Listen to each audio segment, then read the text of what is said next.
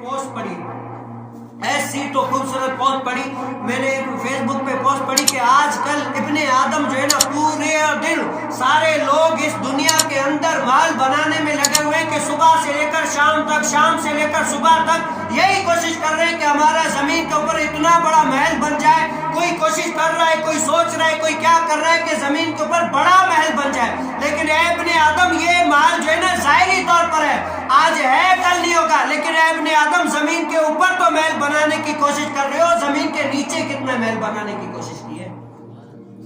زمین کے نیچے بھی تو انسان کو کیڑوں میں سونا ہے.